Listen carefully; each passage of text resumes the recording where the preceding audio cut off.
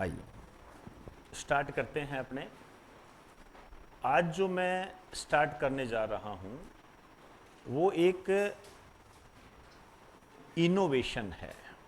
आप इसको इनोवेशन कह सकते हो और आप मुझे बताना कि मेरा ये इनोवेशन कितना सही है कितना गलत है।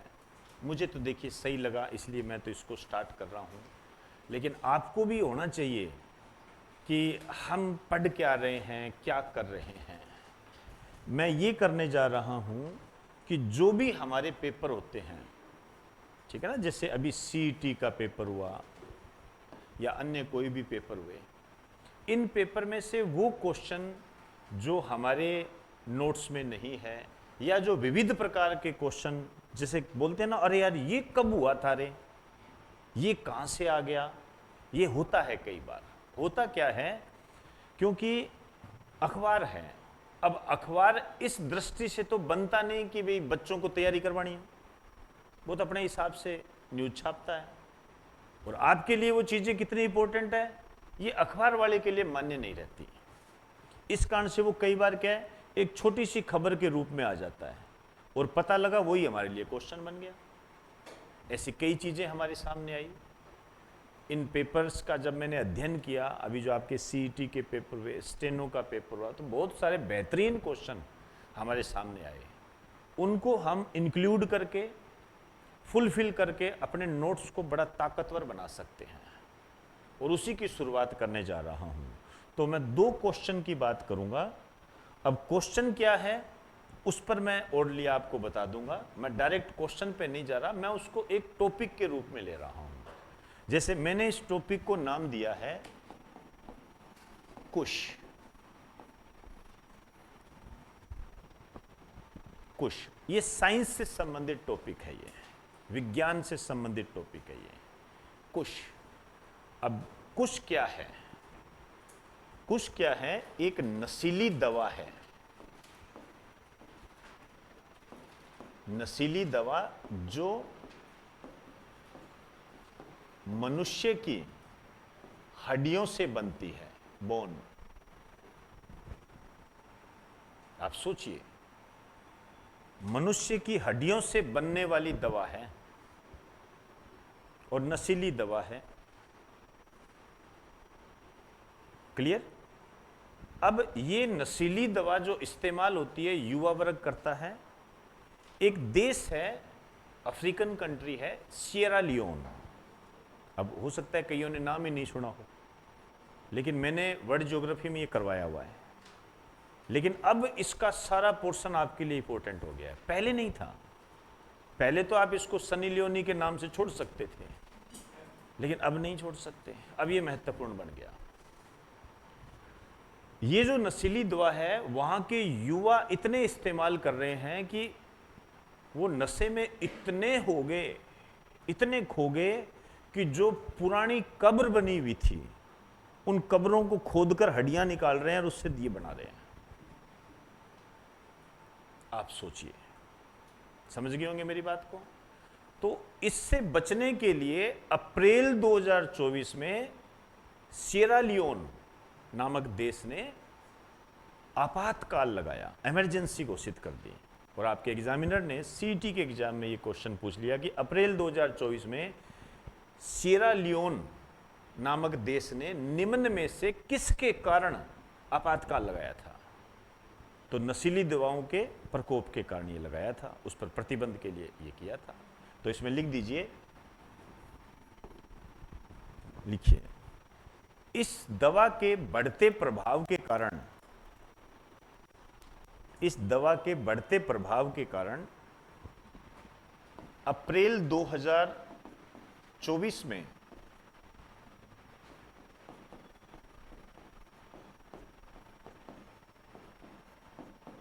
सिएरा लियोन नामक देश ने आपातकाल लगाया, इमरजेंसी लगाई। नामक देश ने आपातकाल लगाया, इमरजेंसी लगाई। ठीक? अब यहां जो हमारे लिए काम की चीज है वो है सिएरा लियोन। देखो कहाँ है, कैसे है, ये सब मैपिंग का सिस्टम है। जो बच्चा पढ़ना चाहता है, बढ़िया तरीके से तैयारी करना चाहता है, उसका तरीका यही है, मैं बताता हूँ अभी। एक तो आपको ये पता होना चाहिए किस महाद्वीप का है।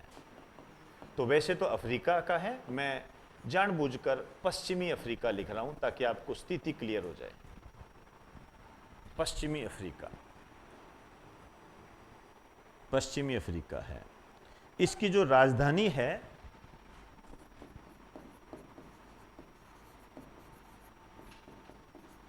ये है फ्री टाउन। अब आप देख लीजिए, आपने कभी नाम ही नहीं सुना होगा। आपसे पूछ लेगा अगले पेपर के अंदर, अब ये पूछ लिया, आपसे अगले पेपर में पूछ लेगा फ्री टाउन किसकी राजधानी है। ठीक, अब राष्ट्रपति लिखिए इसके, राष्ट्रपति जूलियस माडा। ये चर्चा में रहे क्योंकि आपातकाल लगाएगा कौन? राष्ट्रपति लगाएगा। तो आपसे राष्ट्रपति का नाम पूछा जा सकता है, जूलियस माडा बायो। अब आप देखिए, जब देश में कोई इमरजेंसी लगती है तो पूरा सिस्टम प्रभावित होता है, इकोनॉमी प्रभावित होती है। इकोनॉमी बैकबोन होती है, किसी भी देश की जो बैकबोन होती है वो उसकी इकोनॉमी होती है। अब यदि वो गिर गई तो आप समझ सकते हो कि क्या प्रभाव पड़ सकता है इससे। तो इसकी जो इकोनॉमी है, इसकी जो करेंसी है, करेंसी का नाम लिख दीजिए। इसकी करेंसी है लियोन। लियोन इसकी करेंसी है।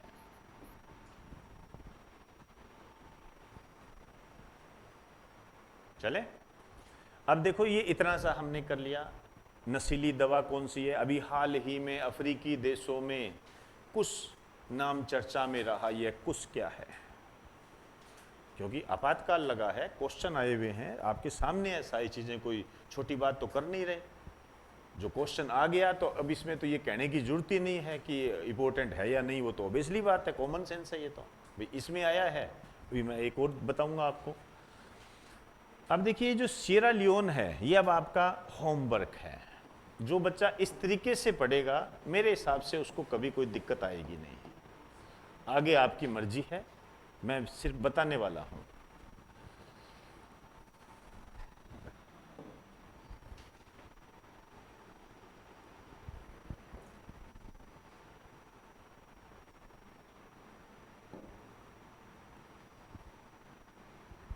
ये ना,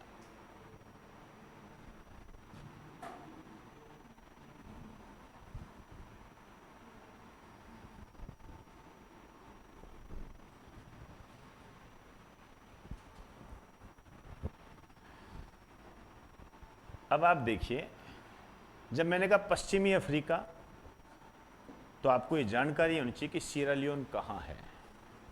जब आप गौर से देखोगे, ये रहा, ये छोटा सा देश है, ये रहा। किन देशों से ये घिरा हुआ है? लाइबेरिया और गिनी। गिनी बोल सकते हो उसको, वैसे ग्यूनिया लिखा हुआ है इस पे, आप गिनी बोल सकते हो, कोई बड़ी बात नहीं है।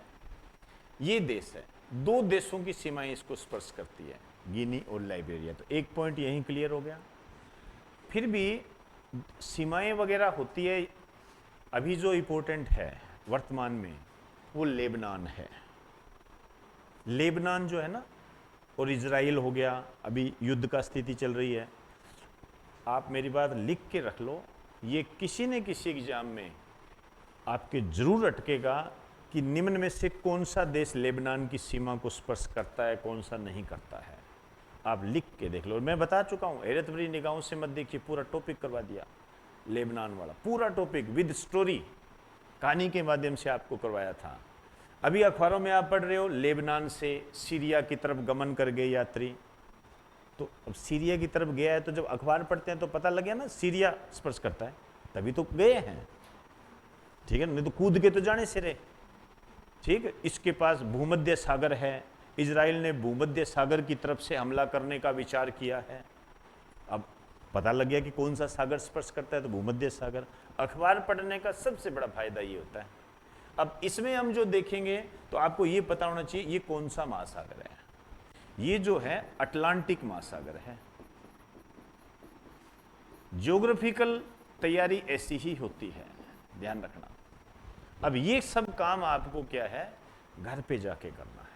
तो 2 पॉइंट मैं बता रहा हूं, एक तो अटलांटिक महासागर को सीमा स्पर्श करती है, और 2 देश है, गिनी और लाइबेरिया, ये इसके पड़ोसी देश है, अफ्रीका के पश्चिम में ये पड़ता है। बस इतना काफी है। और ये जो आप देख रहे हो, राष्ट्रपति लियोन फ्री टाउन, ये महत्वपूर्ण है। ठीक है, आपसे पूछ लेगा कुछ क्या है, इमरजेंसी लगी है, छोटी बात नहीं है।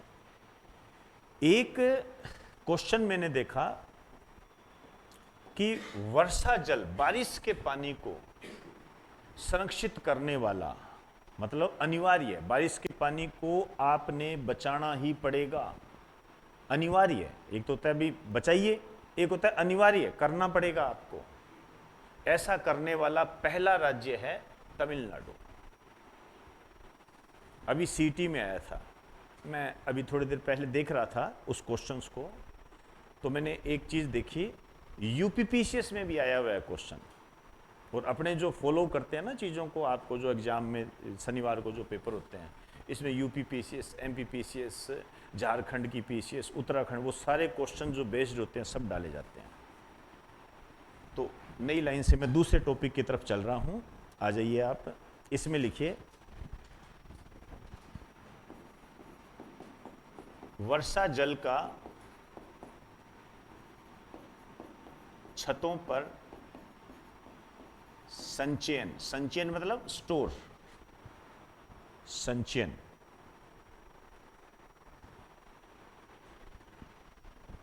को अनिवार्य करने वाला, अनिवार्य करने वाला भारत का पहला राज्य,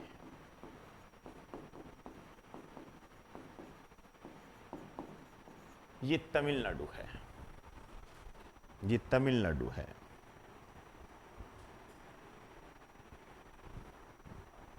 ठीक, ये जो क्वेश्चन आया हुआ है, ये आया हुआ है, मैं 2 बताता हूं। एक तो UP police constable, UP police constable 2018। अब आप देखिए इसी क्वेश्चन को सेम डिटो मिलेगा आपको। इसी क्वेश्चन को रिपीट किया है राजस्थान ने सीईटी 2024 में। इससे क्या मतलब निकला? इससे अर्थ ये निकला कि जो पुराने सालों के जो पेपर होते हैं, चाहे वो किसी भी एग्जाम में हो, वो हमारे लिए इंपॉर्टेंट होते हैं। क्योंकि आप प्रतियोगिता दर्पण देखते हो, उस प्रतियोगिता दर्पण में जैसे कोई पेपर आ गया, चाहे वो एमपीपीसीएस का है, अब उसमें जो इंडिया के क्वेश्चन आए हैं वो तो वही रहेंगे ना जो आपके आएंगे। ये थोड़ी है कि वो जो वहां रहा है वो यहां नहीं आएगा। इन पर ध्यान दिया करो, ये आपकी प्रैक्टिस होती है। ये जितने तुम अड्डे वगैरह पे जाके जो ऐसे प्रैक्टिस करते हो ना, इसकी बजाय इनको देखा करो। पुराने सालों के पेपर किसी के भी उठा लीजिए, कभी धोखा नहीं होगा। एनडीए के उठा लो, सीडीएस के उठा लो, एसएससी के उठा लो, रेलवे के उठा लो, भरे पड़े हैं, उनको ले आओ। उनमें सब बढ़िया बढ़िया तरीके से दे रखा है सारा, उनकी प्रैक्टिस किया करो आप, ठीक है ना। तो वर्षा जल को छतों पर संचयन अनिवार्य करने वाला तमिलनाडु है, ये ध्यान रखना। अब तमिलनाडु के बारे में आप मैप में देखिए, इस नीचे की तरफ जाओगे, चेन्नई इसकी राजधानी है, ठीक है ना। आइए, अब ये जो वर्षा जल है, इसके बारे में आपको थोड़ा सा ध्यान रखना है। वर्षा जल ये प्रकृति का सबसे शुद्ध जल होता है।